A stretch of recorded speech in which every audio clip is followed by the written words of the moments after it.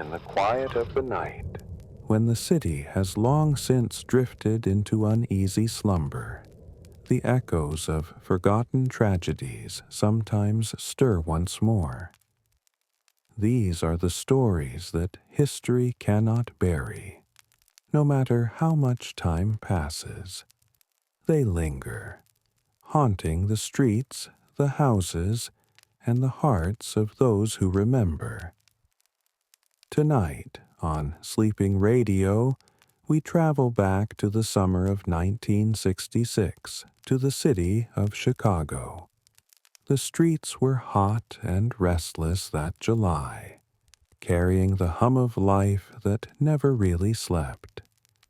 But behind closed doors, in a small brick townhouse where a group of young nurses lived, the warmth of friendship and hope for the future filled the rooms.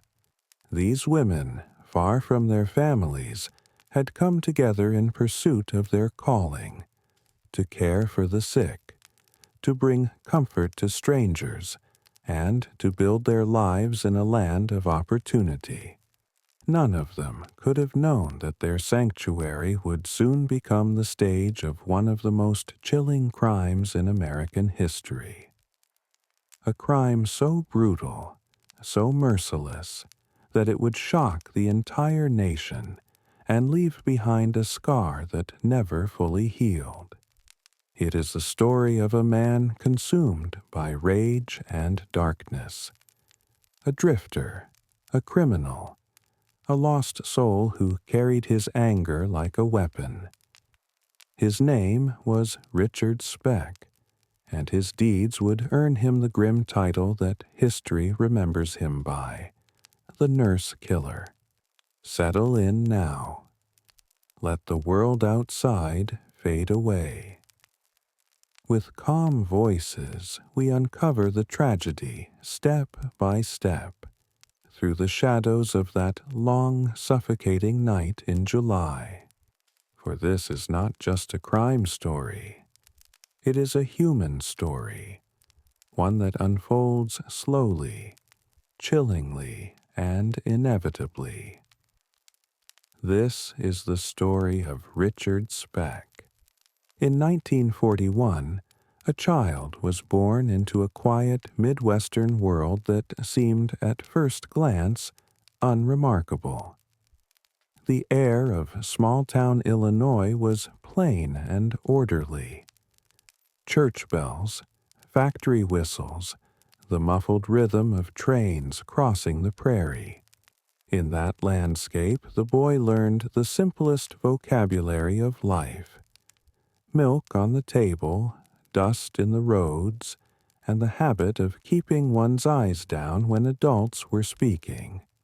He didn't arrive into wealth or comfort, but into a working family that believed in getting on with things, no matter how heavy the load.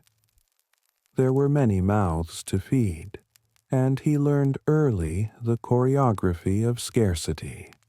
To take less so the others could have enough, to shrink himself so the room felt larger for everyone else.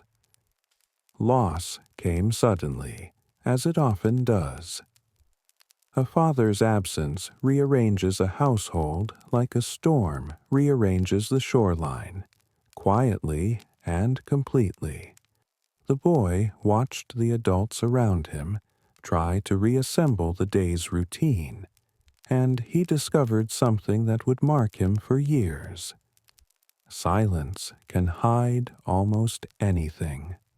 He learned to withdraw into that silence, to make himself a shadow in doorways and kitchens, to disappear into the seams of a room.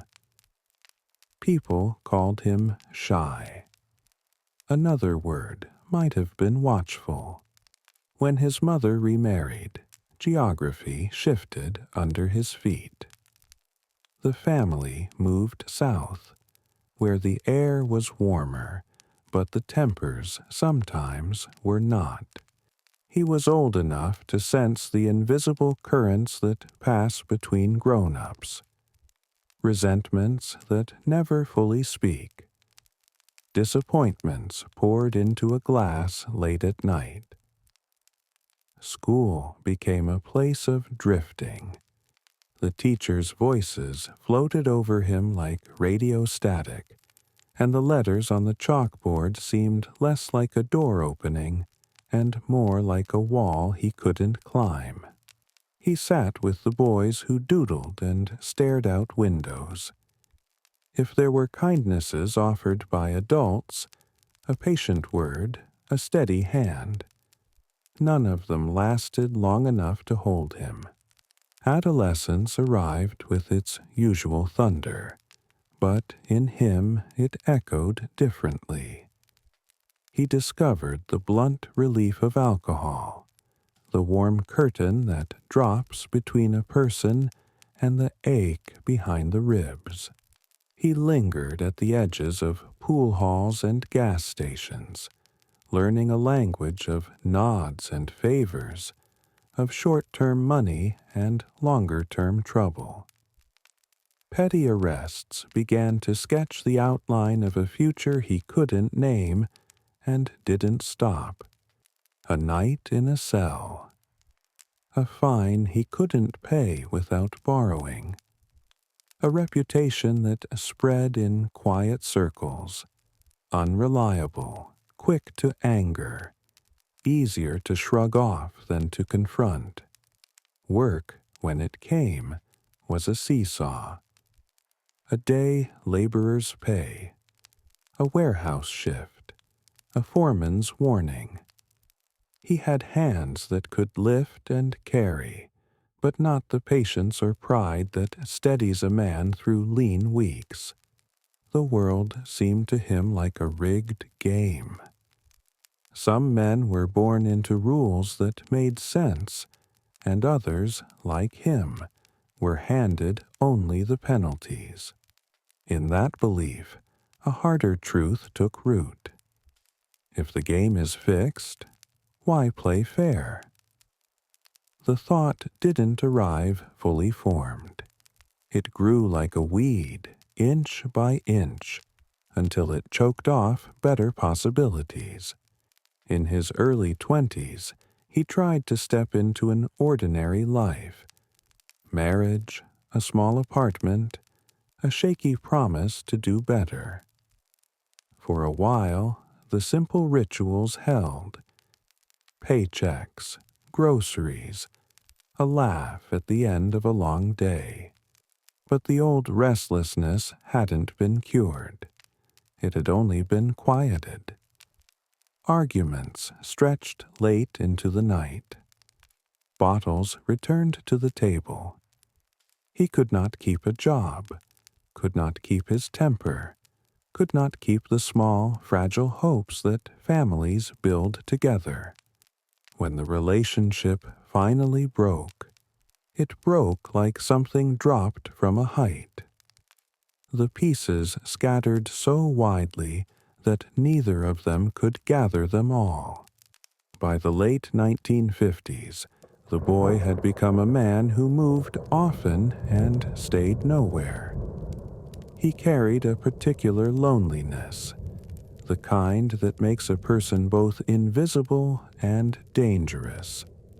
He drifted back and forth across state lines, slept on couches and in cheap rooms with thin walls. He learned which bars opened early, and which motels would forget your name if you forgot to pay. He also learned he had an edge, something coiled inside him that others saw and stepped around. He could intimidate without speaking. He could enter a room and change its weather. The law kept pace with him. Forgery here, burglary there, a pattern of offenses that began to feel less like a collection of mistakes and more like a map pointing in one direction. Each arrest left a mark. Each court date thinned his chances. And yet, he still believed in luck. Not the good, steady luck of the diligent, but the jagged luck of someone who thinks the next town will be different, the next job kinder, the next bottle softer.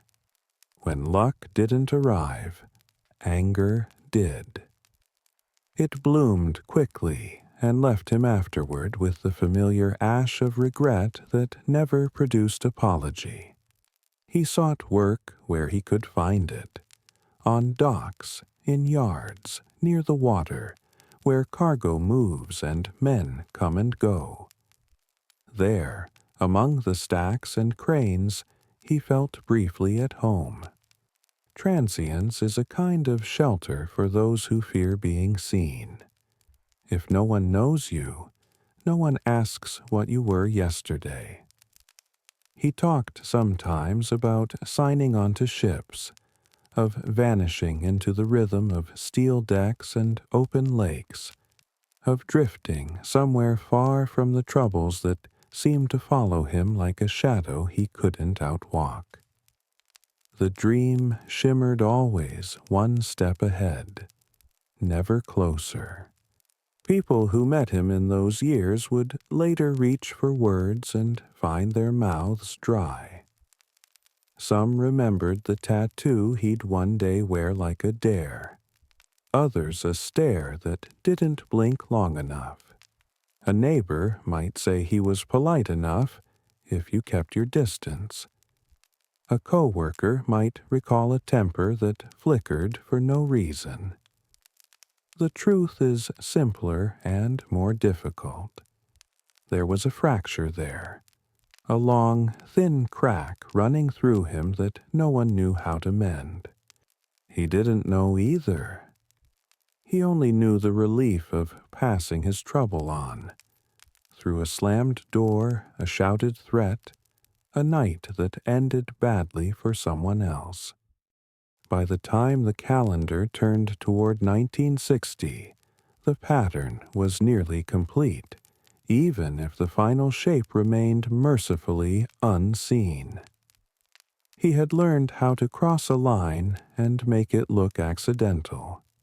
He had learned how to enter a place and make it his for as long as it took to do what he came to do.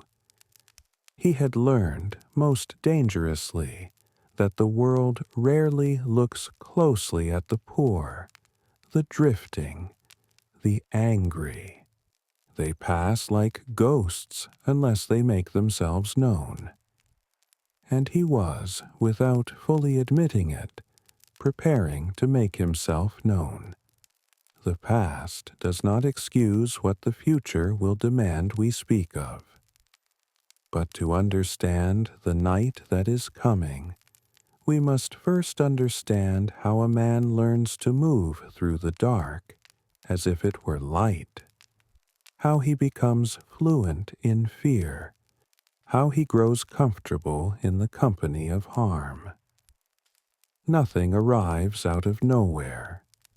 Even the worst nights have a long dusk before them. And this dusk had already begun. The calendar turned to a new decade, and with it the world seemed to shift. The 1960s arrived with promises of change, new music, new freedoms, a restless energy sweeping through American cities. But for one man, these currents carried him not forward but sideways, from one uncertain shore to another. Richard Speck was no longer the quiet, shy boy of Illinois, nor merely a restless teenager. By now he was a man in his early 20s, with a trail of arrests and disappointments behind him, and a growing shadow stretching ahead. He tried, at times, to straighten the course of his life. There were moments when he sought out the steady rhythms of work, especially jobs tied to shipping and docks. The sight of great steel freighters moving along the water fascinated him. He would stand on the edge of a pier and watch their hulking shapes disappear into the horizon, carrying cargo to places he could barely imagine. For Speck, ships represented escape, an answer to the gnawing feeling that he never truly belonged anywhere. If he could just sign on, just step aboard, maybe he could sail away from the chaos inside him.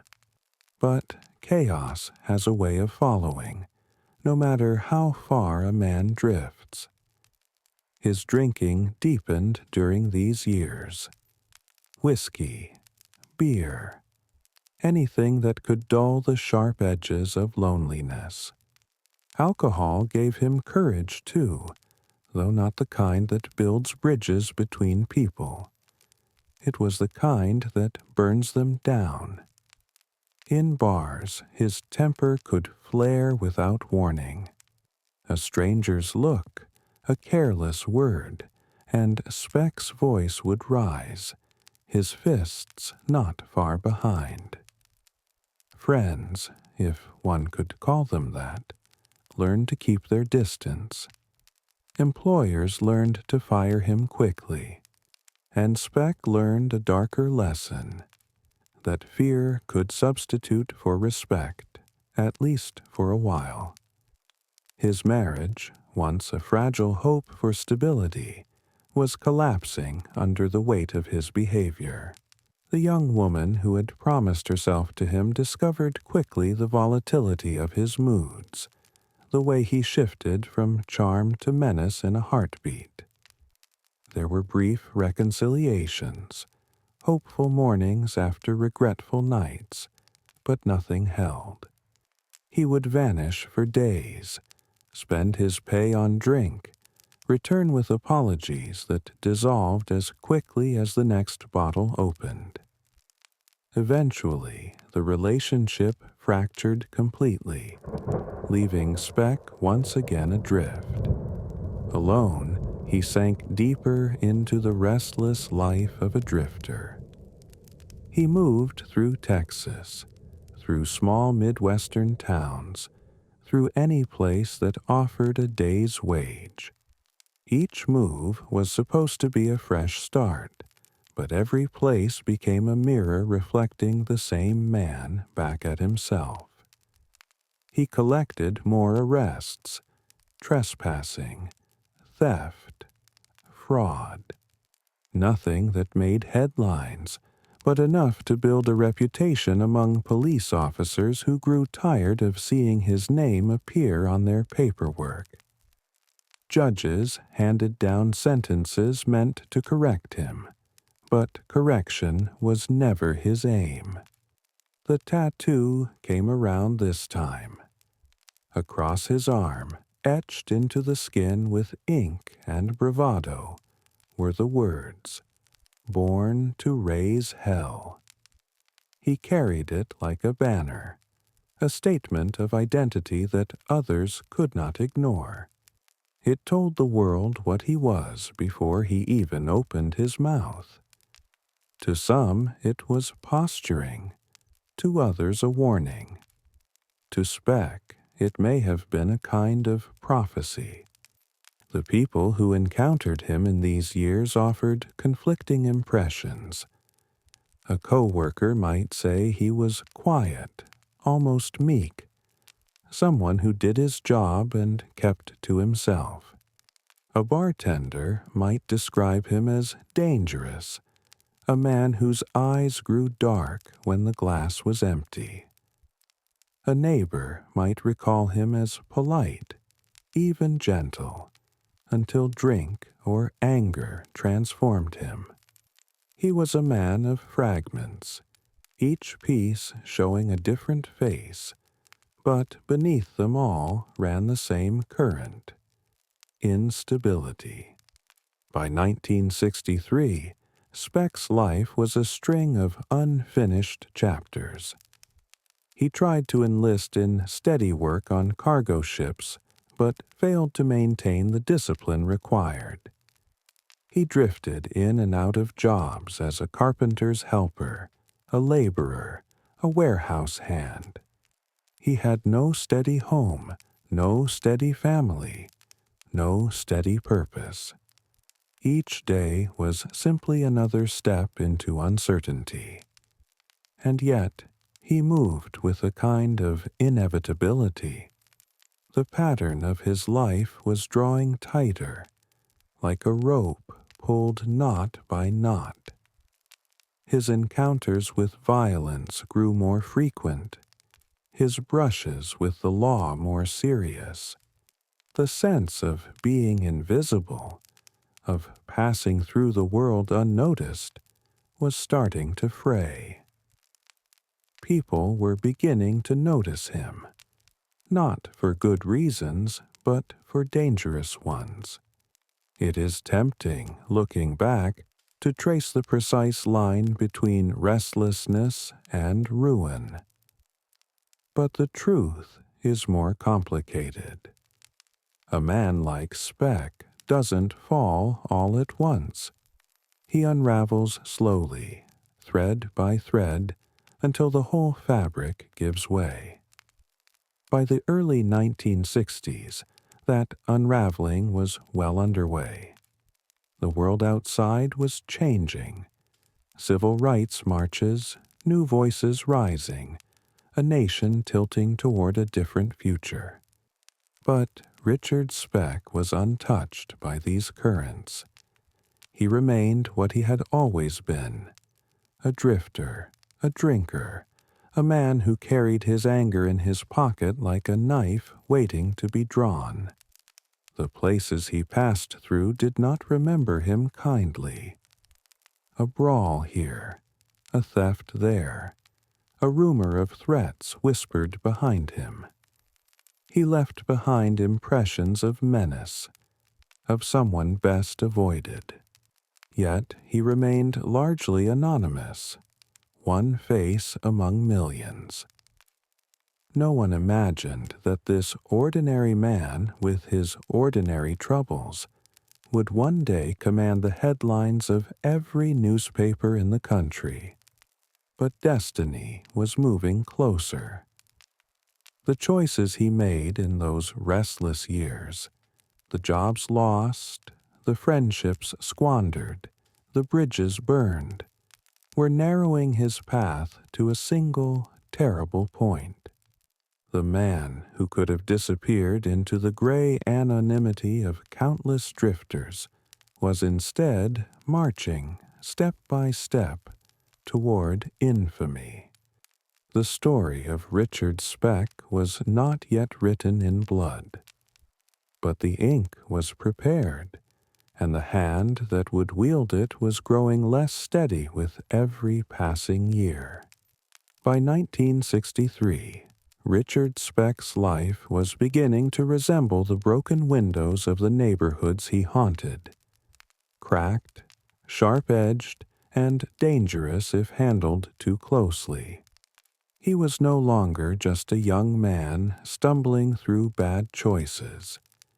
He was becoming something darker, a figure shaped by years of failure, violence, and drift. The world was shifting into a new era, but Speck seemed trapped in a loop, repeating the same cycle of jobs lost, drinks consumed, and nights ending in police custody. Texas became one of his wandering grounds. He drifted there, searching for the kind of day labor that didn't ask too many questions. Construction crews, shipyards, odd jobs. He took them all, and just as quickly lost them. He had the hands for heavy work, but not the patience for long days. His temper remained a fuse cut too short, ready to ignite at the smallest spark. Bars became his second home, though the welcome never lasted. He was the sort of drinker who unsettled a room, the kind who turned laughter brittle and silence heavy. It was in Texas that his violence began to carve a clearer pattern. The petty crimes of his youth gave way to darker acts. In one case, He brandished a knife during a confrontation, threatening lives with the casual menace of a man who had grown accustomed to being feared. Another time, he broke into homes, stealing not out of necessity, but out of impulse, as if testing the boundaries of what he could get away with. These acts drew police attention, yet time and again Speck managed to slip through with light sentences or reduced charges. The system that might have contained him instead allowed him room to continue. For those who tried to know him, the contradictions were unsettling. To some, he could seem almost soft-spoken, a man who lowered his eyes when spoken to, who offered yes sirs and no ma'ams with quiet deference. But beneath that surface lay something simmering, a tension that could not be mistaken once it surfaced. Women who crossed his path sometimes described him as charming in the beginning, only to discover quickly the other side, the sudden shift to anger, the unpredictability that made every moment uncertain. His relationships, brief and chaotic, were marked by jealousy and control. By 1964, his marriage was over for good. His wife, weary of the constant volatility, left with their young daughter. The separation unmoored him further. He wandered between cheap boarding houses and friends' couches, never staying in one place long. He wrote letters, sometimes pleading, sometimes threatening, but reconciliation never came. The loss of family should have been a moment of reckoning, but for Speck it was only another wound he carried like a badge. Instead of changing, he dug deeper into his habits. Drink, rage, drift. That same year, he committed a burglary that revealed more of his reckless nature. He was arrested after breaking into a grocery store, and a court handed him a sentence that should have kept him behind bars for years. But through a series of appeals and procedural twists, he managed to shorten his time. The leniency of the law became his accomplice, granting him freedom when confinement might have prevented what lay ahead. The late nights in Texas bars became more violent. Fights erupted with increasing regularity, and Speck's name grew familiar to police officers. In one particularly grim incident, he attacked a woman with such ferocity that it left those who knew about it shaken, though the crime was not prosecuted with the severity it deserved. In those years, women who crossed paths with him often learned that what began as a drink and a conversation could end in terror. But because he was not yet infamous, because he was just another drifter among thousands, his violence slipped through the cracks of public awareness. By 1965, Speck's record read like a warning no one heeded: forgery, burglary, assault. Each offense carried with it a sense of escalation, as though he were climbing a dark staircase one step at a time. His drinking grew heavier, his movements more erratic. He bounced between Texas and Illinois, drawn back to familiar haunts, unable to settle anywhere. To the people around him, he seemed perpetually dissatisfied, restless, filled with a kind of rage that had no clear object. There were brief attempts to stabilize. He took jobs on ships along the Gulf Coast, working as an oiler and laborer. On the water, he found a rhythm that almost suited him.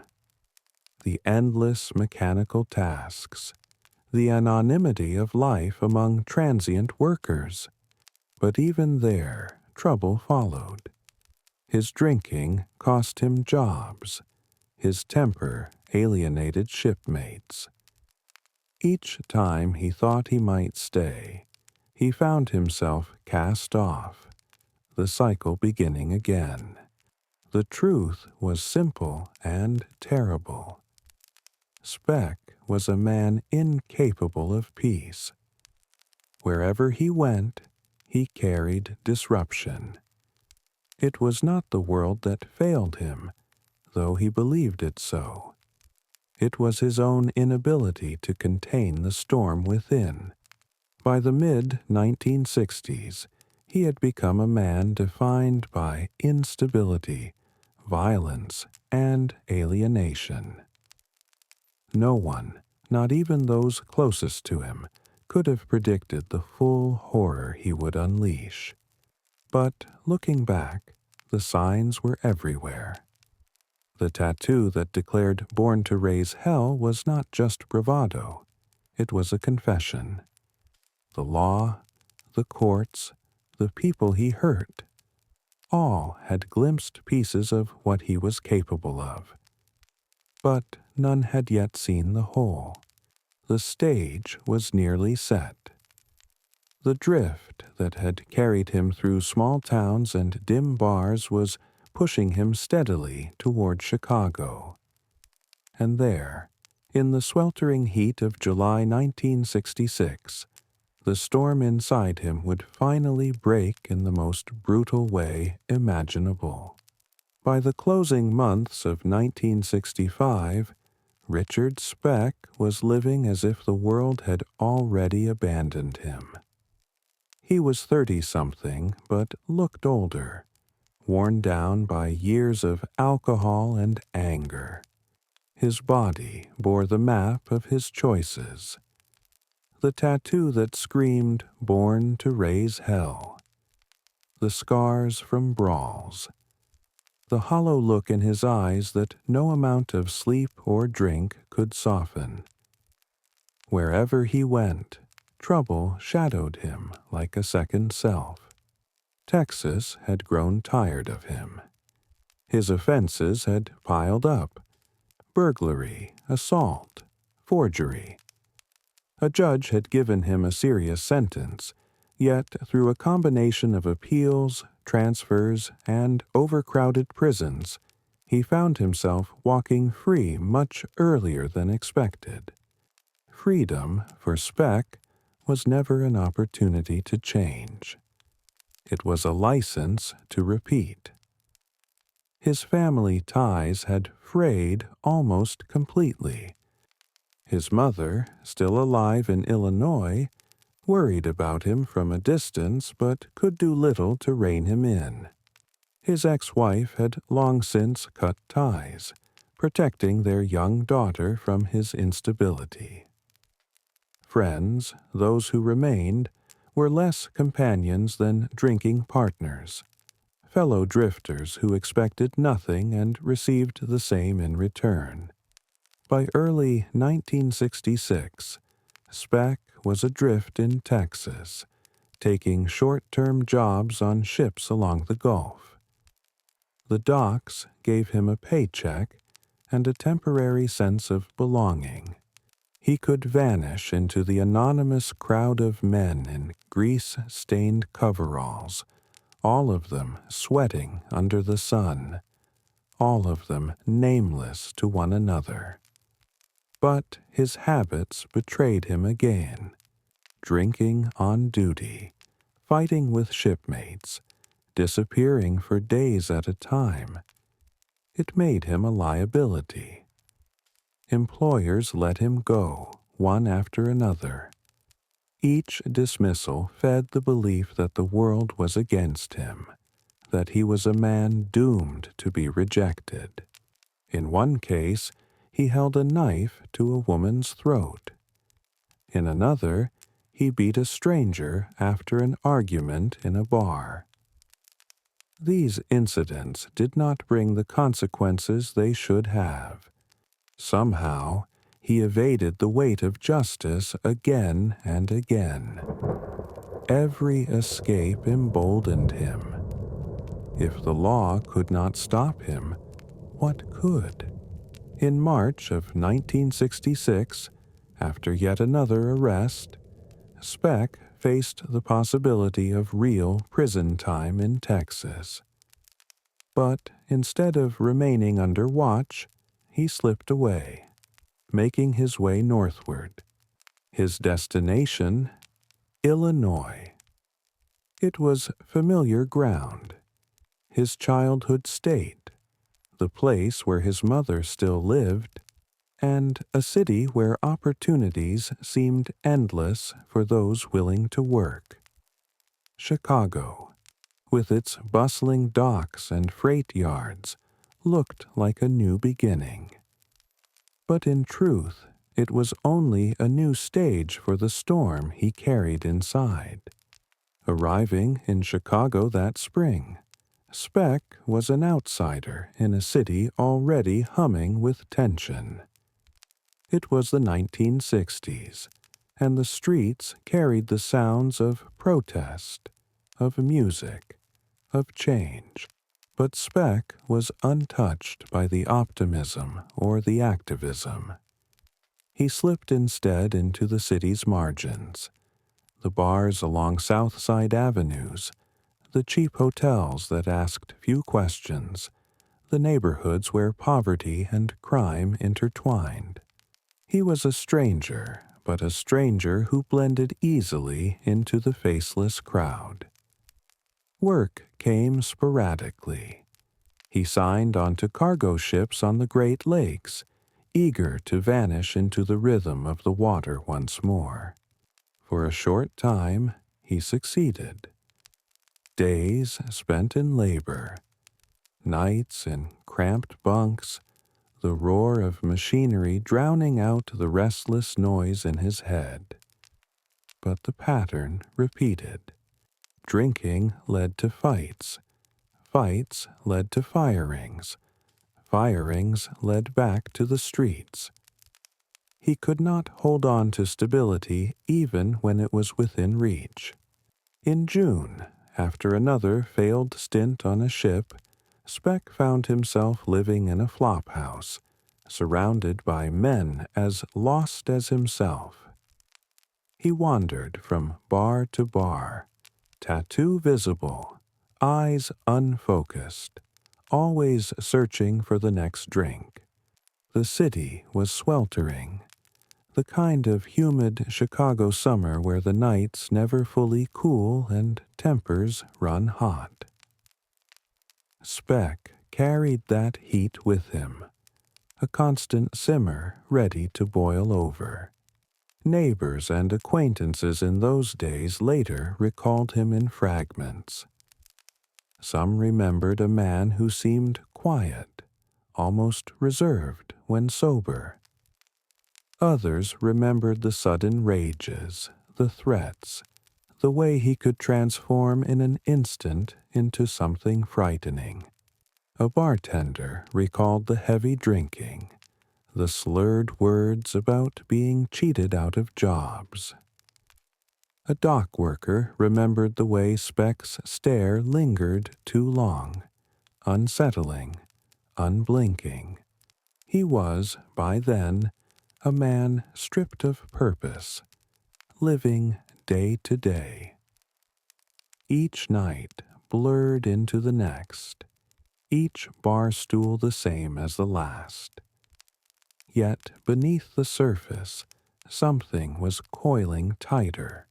He had drifted through towns before, leaving behind fights, thefts, broken promises. But Chicago would be different. Chicago would not be a place he simply passed through. It would be the place that fixed his name forever in the dark history of crime. By July 1966, the rope of his life was pulled taut. He had no steady work, no family by his side, no future to lean toward. He carried only his anger, his loneliness, and the reckless impulse to strike back at a world he believed had rejected him. He walked the streets at night, restless, watching, waiting, and soon, in a quiet brick townhouse where young nurses shared their days and dreams, Speck would finally release everything he had carried for so long.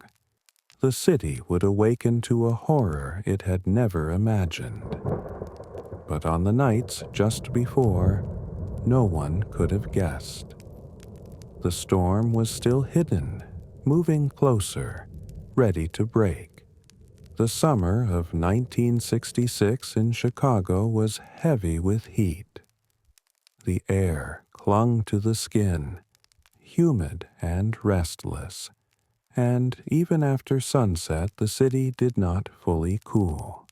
In those sweltering weeks, Richard Speck walked the streets like a man carrying both anger and aimlessness, searching for something he couldn't name. He had drifted into the city months earlier, but now he was lingering, stuck between fleeting jobs, heavy drinking, and a gnawing sense of rejection.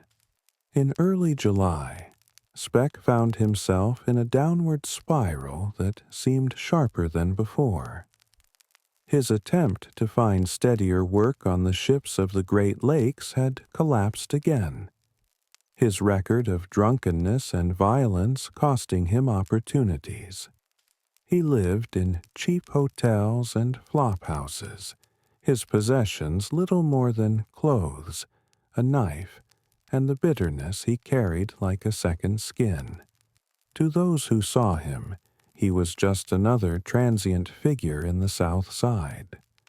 A man with a tattoo, a drink in hand, and eyes that seemed to hold both exhaustion and menace. His days blurred together. He rose late, hungover, often skipping meals in favor of drink.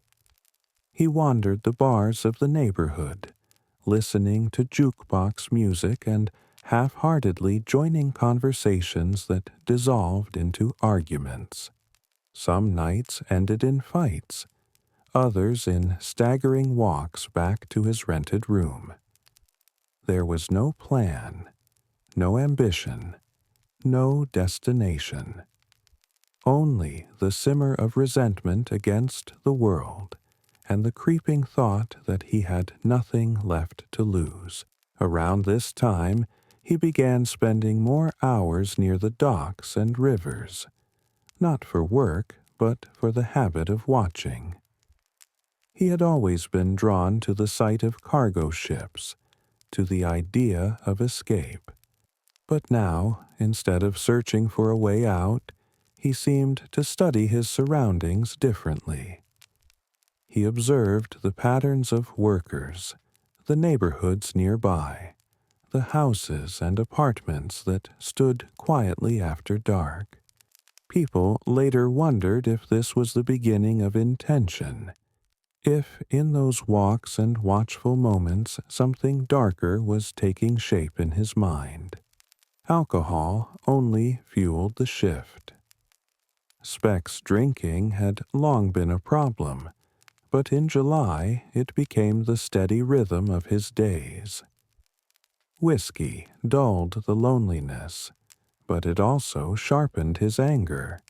In bars, he muttered about being cheated out of jobs, about people looking down on him, about a world that offered him nothing.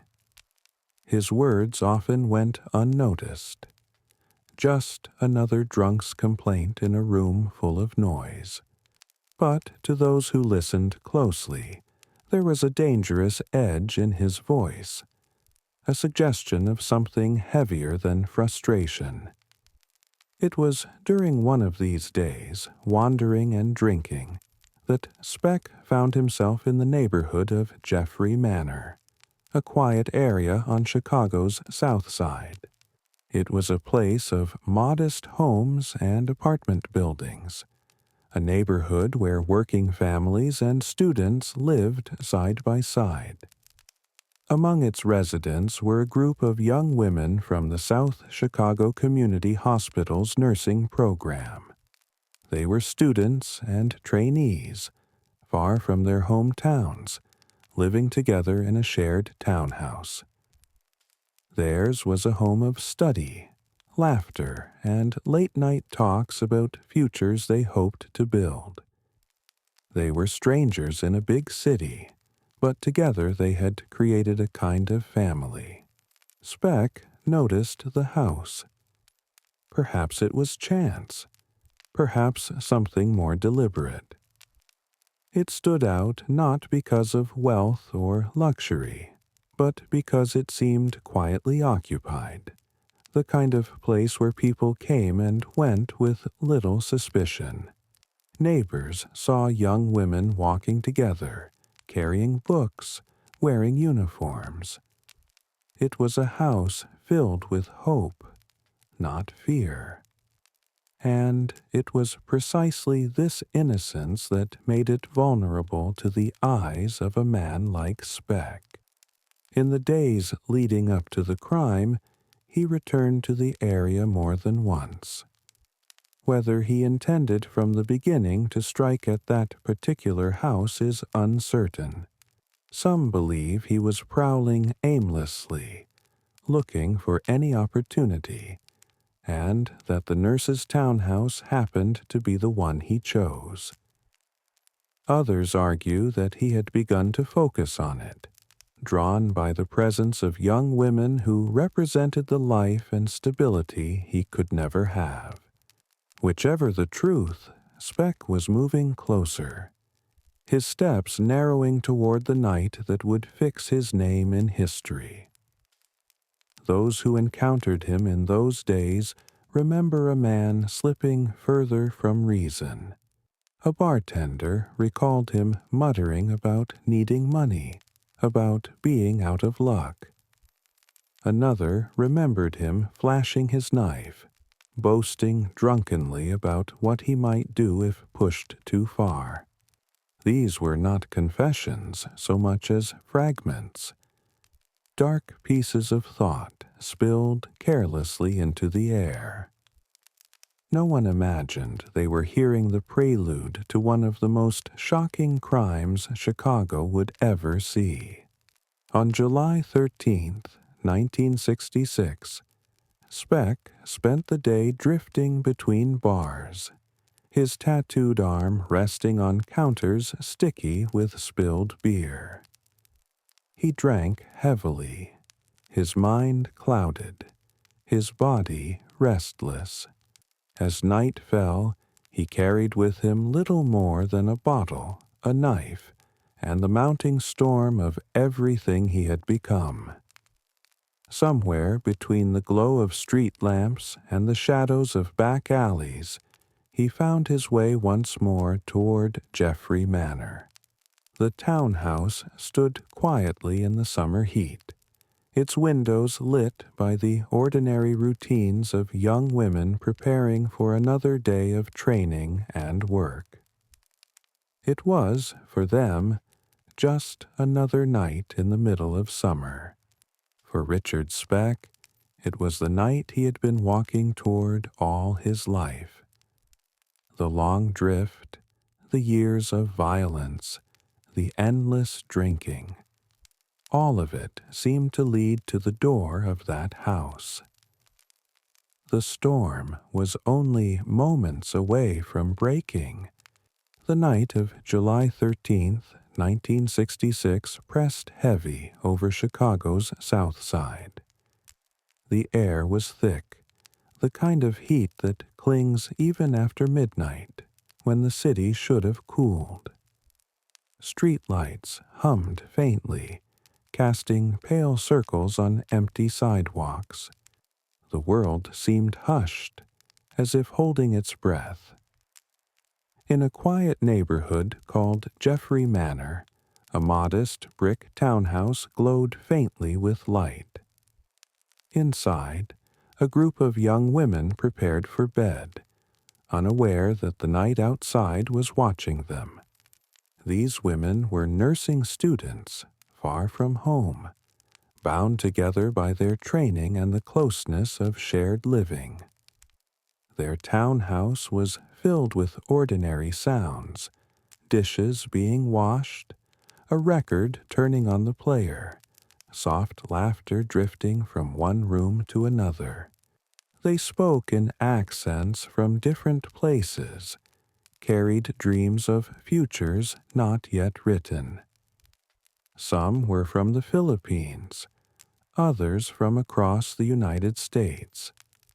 They were bound by youth, by ambition, by the gentle warmth of friendship. To them, this house was a sanctuary, a place where exhaustion gave way to comfort, where fears were soothed by companionship. Not far away, Richard Speck walked through the darkness. His footsteps were uneven, his body fueled by alcohol and anger. The knife he carried rested heavy against his side, a presence as familiar to him now as the tattoo etched on his arm. His mind churned with thoughts, resentments, disappointments, a sense of having been cheated by the world. He had no steady job, no family beside him, no hope of change. And in that emptiness, something darker stirred, a hunger for control, for violence, for release. The townhouse was ordinary, unremarkable to anyone else. But to Speck, it was a place that seemed at once inviting and vulnerable. He lingered near the street, watching, the glow of its windows painting shapes on the curtains. Perhaps he had seen the women before, walking in groups, their laughter carrying into the summer air. Perhaps he had noticed the rhythm of their lives, the way they came and went with predictable routine. Whatever drew him, the decision was forming in his mind. This house would be the place. Inside, the women were finishing their day. Some were already in bed, drifting toward sleep. Others sat in common rooms, chatting quietly, preparing clothes for the next morning. One practiced English, reciting phrases softly to herself. Another wrote a letter home, her handwriting neat, her words filled with hope for the future. They were ordinary moments, the kind that pass unnoticed, except that these would be their last moments of peace. Around midnight, Speck approached the house. The neighborhood was silent, the street empty. He moved with a strange mixture of hesitation and determination, a drifter who had stumbled into a terrible purpose. He tested the door, found it unlocked. The heat of the night had left windows cracked open, doors less secure than they might otherwise have been. And in that small chance, the boundary between safety and danger dissolved. He stepped inside. The first sound was the faint creak of the door closing behind him. Then the muted shuffle of his footsteps on the floor. The air of the house was cooler than outside, filled with the scent of food cooked hours earlier, the faint perfume of soap and shampoo, the softness of women's lives. To Speck, it was foreign, almost unreal, a space of gentleness into which he did not belong. Yet here he was, an intruder in the dark, One of the women, hearing movement, stepped into the hallway. At first she thought it was one of her housemates, but the figure standing there was tall, broad-shouldered, his features shadowed, his arm marked by ink. The glint of a knife caught her eye, and in that instant the ordinary night collapsed into terror. Speck's voice was low, steady, commanding. He ordered her back, forcing her into the living room where others were gathered. The women looked up in confusion, their faces shifting from surprise to fear as they realized this was no friend, no neighbor, no one they knew. The knife was clear, the threat undeniable. He told them to be quiet, to sit still, to obey. His words were simple, but behind them was the menace of a man who had already decided what he would do. The women complied, their fear holding them silent. They glanced at one another, searching for courage, for some plan of escape. But the house that had always been their refuge now felt like a cage, its doors and windows closed against them. One by one, those who had been in other rooms were brought into the living area, until nearly all were gathered together under Speck's watch. The atmosphere thickened. The hum of a fan, the ticking of a clock, the distant noise of the city, all seemed to fade, replaced by the pounding of hearts. The sharp edge of panic just beneath the surface. Speck moved among them with the knife, his presence filling the room like a shadow too large to escape. For the women, time slowed. Each minute stretched unbearably, each second carrying the possibility of violence. They whispered prayers under their breath, clutched each other's hands when they could, tried to believe that somehow this man would leave, that he would vanish as suddenly as he had appeared. But deep down, in the stillness of their fear, they knew the night was far from over. And for Speck, the night was only beginning. The clock in the nurse's townhouse ticked past midnight, into the early hours of July 14th, 1966. For the young women gathered in their living room, the sound no longer marked time but survival. Each second stretched longer than the last, each minute a weight pressing down. The man who had invaded their home, Richard Speck, stood over them, a knife glinting in the dim light. The summer heat lingered even here, thick and stifling, amplifying the dread that had descended on the house. The women sat close, some clutching the edges of chairs, others perched on the floor. Their eyes darted between one another, silently begging for answers no one had. A few whispered prayers, their voices trembling, quickly silenced by a sharp gesture from Speck. His presence was overwhelming, not just because of the weapon he held, but because of the force of his will. He was a man determined to dominate, to crush the sanctuary they had built for themselves. In those first hours he paced, speaking little. His words were short commands.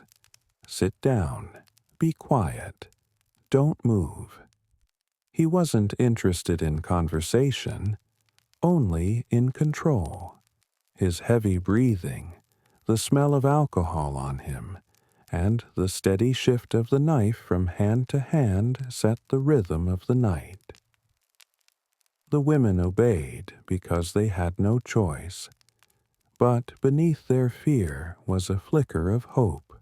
Speck glanced at them with eyes dark and flat, his response curt.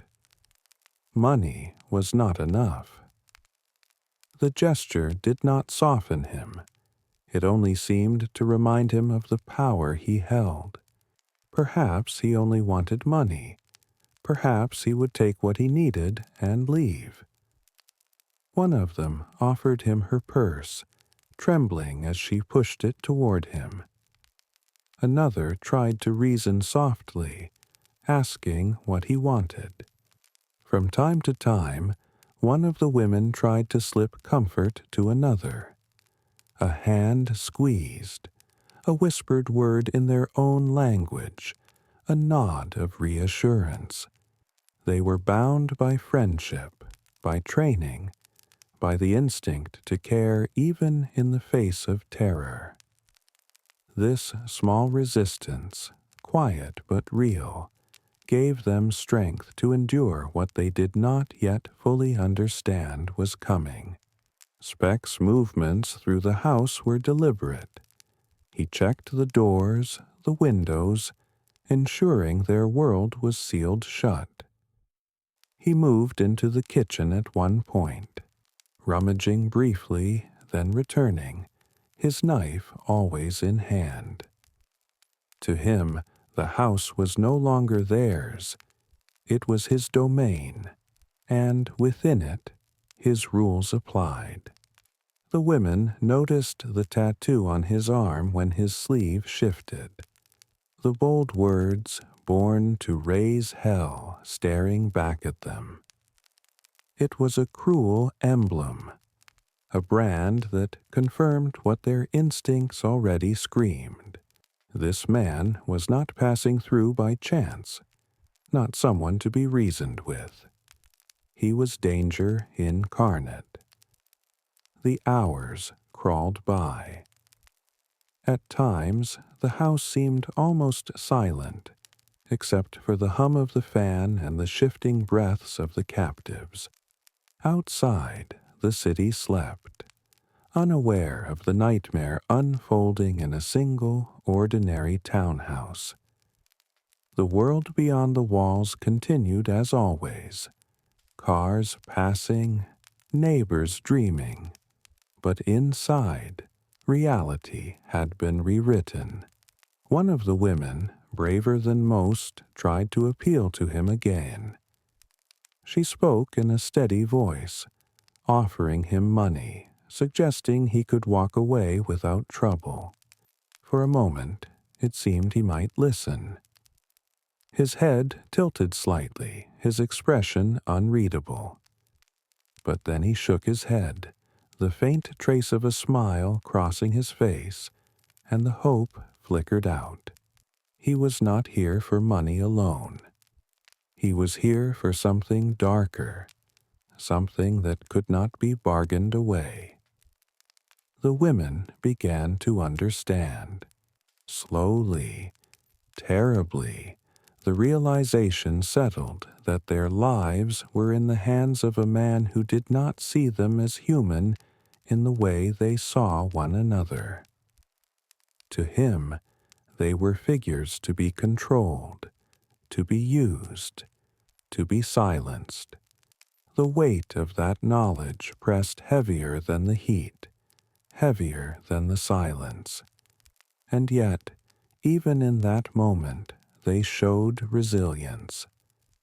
They sat together, tried to shield one another with presence if not with power. They remembered their families, their studies, their dreams of becoming nurses who healed the sick. Those dreams seemed fragile now, but they clung to them, as if holding on could somehow anchor them to the world they feared was slipping away. Speck, meanwhile, seemed to grow calmer as the hours passed. His initial aggression settled into something colder, more methodical. He had established control, and with it came a kind of twisted confidence. The longer he stayed, the clearer it became. He had no intention of leaving the house without leaving behind devastation. The women did not know how much longer the night would stretch, nor what exact shape their terror would take. All they knew was that they were trapped in their own home, with a man whose presence turned every heartbeat into a question. Will I survive the next minute? As the first faint whispers of dawn approached outside, no one in the house spoke of morning. Morning was a distant dream. For them there was only the night, the knife, and the man whose shadow seemed larger than the walls themselves. The storm was circling closer. The house at 2319 East 100th Street was silent, except for the sound of breathing. Short, shallow, fearful breaths filling the room where 8 young women sat together. Richard Speck loomed above them, his knife catching what little light the lamps offered. For hours the air had been heavy with dread. Now, the dread began to turn into something else. Action. Speck grew restless. Pacing wasn't enough anymore. The control he had established by gathering them into the living room seemed to embolden him, and he began to single them out. With a sharp motion of the blade, he pointed to one woman, ordering her to stand. His voice was low, gravelly, soaked in alcohol, but his command was clear. She rose hesitantly, trembling as her friends watched in helpless silence. He led her out of the room. The door clicked shut behind them, leaving the others staring at one another, wide-eyed, their hands clasped in desperation. In those moments, the house became unbearably quiet, the silence almost screaming. Each second dragged on, filled with the terror of imagination. What was happening behind that door? What was he doing? Would she return?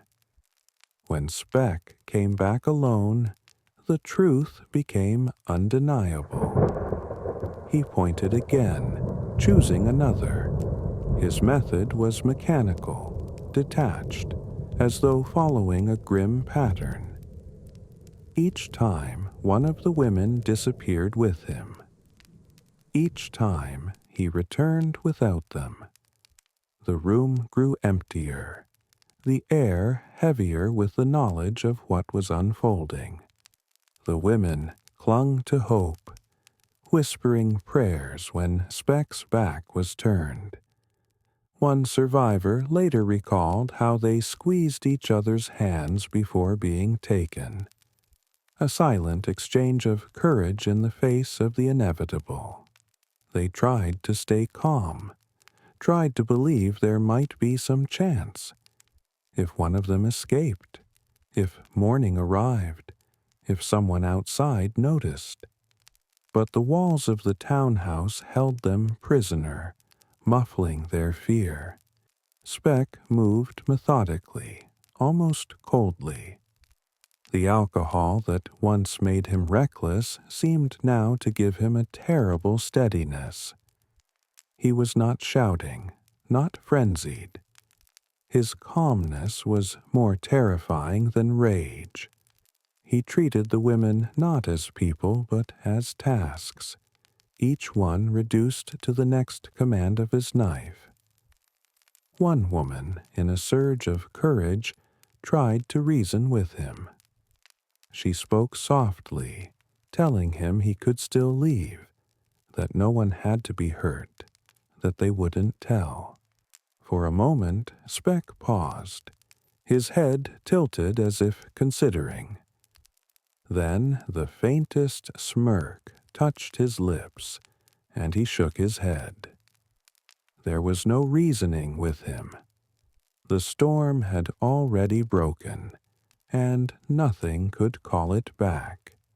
Inside the living room, those still waiting sat frozen in fear. Some prayed, whispering in their native tongues, calling on God to spare them. Others stared blankly ahead, stunned into silence, unable to process the nightmare. Their sanctuary, their home of laughter and learning, had become a chamber of terror. The hours passed like this, one by one, Speck removing them from the group one by one, the sound of doors closing, the footsteps returning. The survivors later remembered the sequence like a slow march toward doom, each disappearance leaving behind a heavier silence than before. By now, the night was deep, the city outside fully asleep. No one walking the streets, no lights in the neighboring houses. The world beyond their walls had no idea that history was being written inside that quiet townhouse. For Speck, there was no hesitation left. He had crossed the line fully, and the path forward was blood. The women understood now, in the pit of their stomachs, that none of them were safe.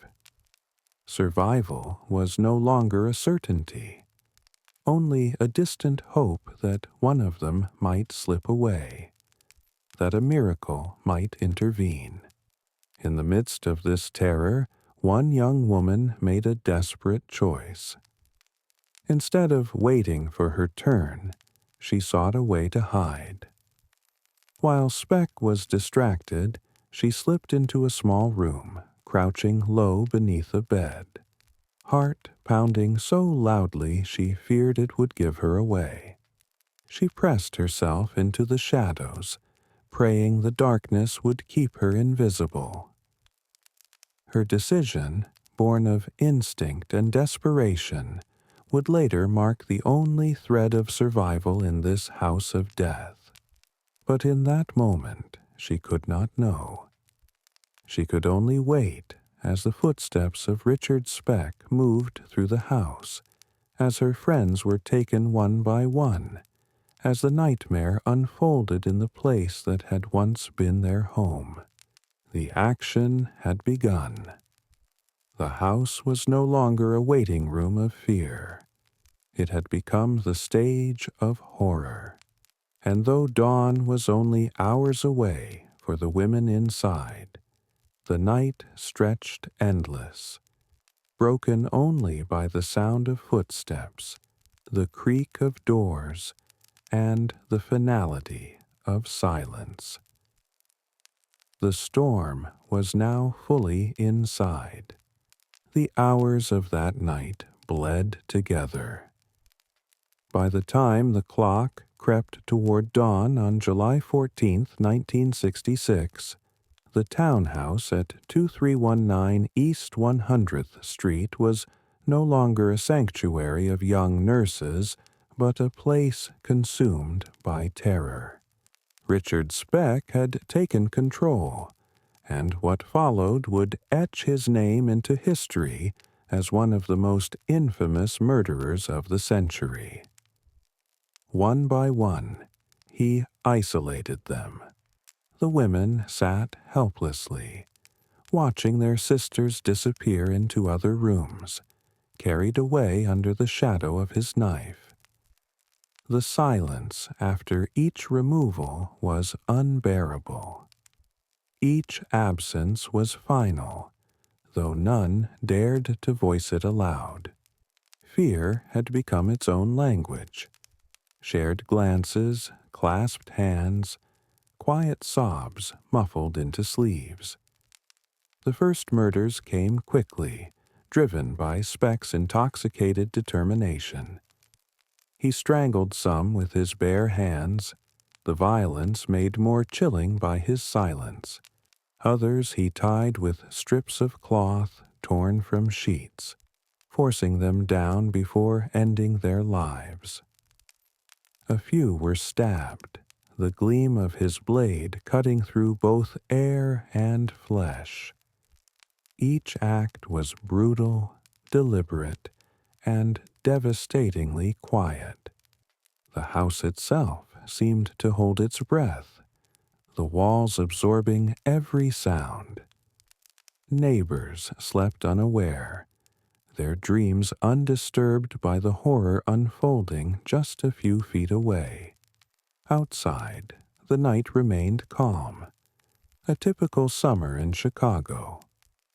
Inside, lives were being extinguished in the most merciless way imaginable.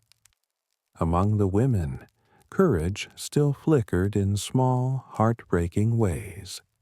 One begged for the lives of her housemates, offering herself instead. Another whispered prayers for her family. Her last thoughts carried not for herself, but for those she loved. A few tried to resist, to fight back, but Speck's strength and weapon overcame them. Their bravery in those final moments stood in sharp contrast to the cold, methodical cruelty of the man before them.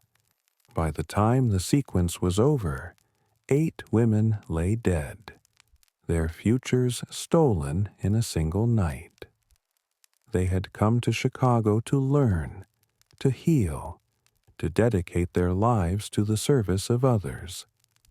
Their names, forever etched in memory, were Gloria Davy, Patricia Matusek, Nina Yo Schmale, Pamela Wilkening, Mary Ann Jordan, Suzanne Faris, Merlita Gargulo, Valentina Passion, each of them young, each of them full of promise, each of them silenced by the rage of one man. And yet, the story of that night did not end in total silence. In the midst of horror, one survivor remained. Corazon Amurao, only 23 years old, had hidden beneath a bed as Speck moved through the house. She pressed herself against the wall, barely daring to breathe, as the footsteps and muffled cries filled the rooms around her. For hours she remained still, listening, waiting, praying. She alone witnessed the long arc of the night through sound, the doors opening and closing, the commands given, the sudden silences that meant another life had been taken. At last, the house grew still. Speck, having completed his rampage, slipped away into the early morning darkness, leaving behind a scene that would shock the world. When dawn finally broke, the sun rose over a city unaware of what had happened. Cars moved along their morning routes, children prepared for summer play, and workers readied themselves for another day. Inside the nurse's townhouse, however, the quiet was unnatural. Corazon, trembling and weak, waited until she was certain he was gone. Then, with what strength she had left, she crawled out from beneath the bed and stepped into a house transformed into tragedy. She fled to a second-story window, shouting for help. Her cries broke the ordinary rhythm of the morning. Neighbors rushed, police were called, and soon the truth was revealed. The scene inside was unbearable. 8 young women murdered, their sanctuary turned into a place of horror. The city of Chicago reeled, its people shaken by the sheer brutality of the crime. Newspapers would call it the crime that shocked the nation. For the families of the victims, no words could carry the weight of their grief. Richard Speck had vanished into the city, blending back into the crowd of strangers. But his face, his tattoo, his very presence were already being carried by description into the ears of the public. The manhunt was beginning. His night of violence had ended, but the story was not finished. For Chicago and for the world, the horror of July 14th, 1966 would never be forgotten. The morning of July 14th, 1966, broke over Chicago like any other, until the news spread. Within hours, the city was electrified with shock and disbelief. Police swarmed the quiet street of Jeffrey Manor. Journalists crowded outside the brick townhouse, and neighbors stood in stunned silence. What had once been an ordinary student residence was now the site of the worst mass murder in Chicago's history.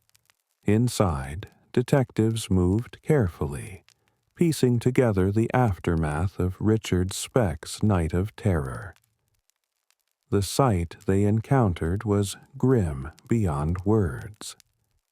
The lives of 8 young nurses had been extinguished in a sequence of violence that defied comprehension. Only one survivor, Corazon Amurao, could tell the story. Trembling and pale, she described the intruder, the tattoo on his arm, the knife, his voice. Her bravery in those hours not only preserved her own life, but would provide the key to catching him. The city erupted. Newspapers ran headlines in bold black ink. Radio stations broadcast hourly updates, and people locked their doors with a new intensity. Chicago, like much of America, had grown used to crime. But this was different. This was not a robbery gone wrong, or a single act of violence. This was mass murder, committed against women who had come to heal and help.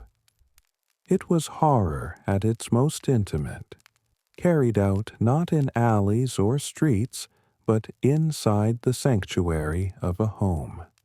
The manhunt began immediately. Police searched bars, flophouses, and dockyards, chasing every lead. For 2 days, Richard Speck disappeared into the sprawl of the city.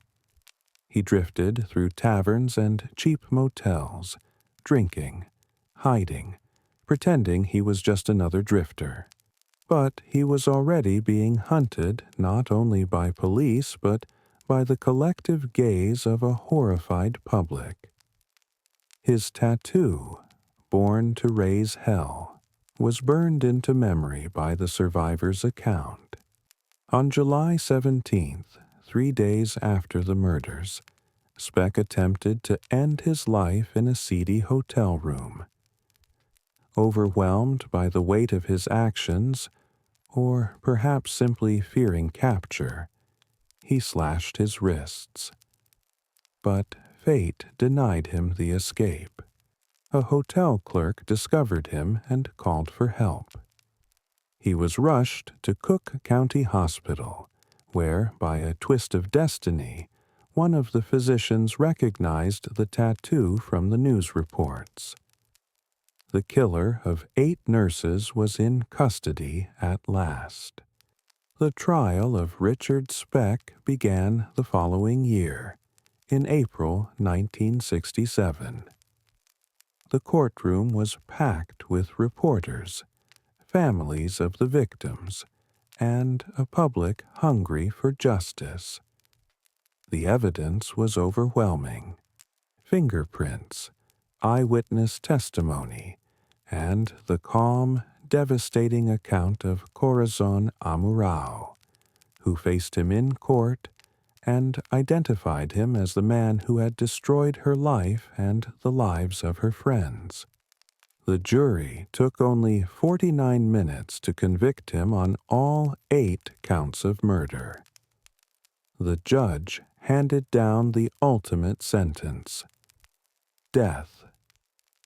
For a time, it seemed Speck would face the electric chair, but the tides of history shifted. In the early 1970s, a Supreme Court decision temporarily struck down the death penalty across the United States. Speck's sentence was commuted to 400 to 1,200 years in prison, a number that ensured he would never walk free again. Later, appeals reduced it to a range of 100 to 300 years, but the reality was unchanged. Richard Speck would spend the rest of his life behind bars. Prison did not reform him. Reports from inside painted a portrait of a man who adjusted easily to life in confinement. He became a figure in the prison's dark economy, trading contraband, drifting from one vice to another. In the 1980s, a smuggled videotape emerged showing Speck in prison, using drugs and presenting himself with chilling nonchalance. The world was reminded that the man who had once terrorized a house of nurses had never changed. On December 5th, 1991, Richard Speck died of a heart attack in his cell, one day short of his 50th birthday. There were no mourners, no tributes. For many, his death was a quiet end to a life that had inflicted only pain. But the memory of his crime did not vanish. The names of the 8 nurses remained carved into the conscience of Chicago, their lives remembered not for the way they ended, but for the promise they carried. Their story was retold in documentaries, books, and classrooms, a reminder of both vulnerability and resilience. Corazon Amurao, the lone survivor, returned to the Philippines and built a life away from the shadows of that night, forever remembered for her courage. Richard Speck's name became synonymous with senseless brutality, a case study in how violence festers when left unchecked. His crimes forced cities, hospitals, and schools to rethink safety, to protect those who dedicate their lives to caring for others. Out of horror came hard lessons. Out of tragedy came remembrance. And so, dear listener, we reach the end of the long night of Richard Speck, the man who drifted through life, carrying anger like a weapon, until his violence consumed a house filled with dreams. The story is not only about him, but about the women whose lives were taken. Gloria, Patricia, Nina, Pamela, Marianne, Suzanne, Merlita, and Valentina. 8 names, 8 futures, 8 voices silenced. Their memory lingers far louder than his. In the quiet hours of the night, when the city sleeps and the world softens, we tell these stories not to frighten, but to remember. To remind ourselves that even in the darkest of nights, courage flickers, like the bravery of one survivor who lived to tell, or the compassion of strangers who came to help when dawn finally broke. This has been your story on Sleeping Radio.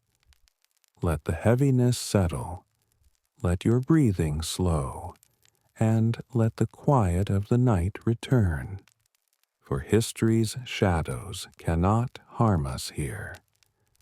They are only whispers, carried on the air, fading as sleep carries you gently into dreams.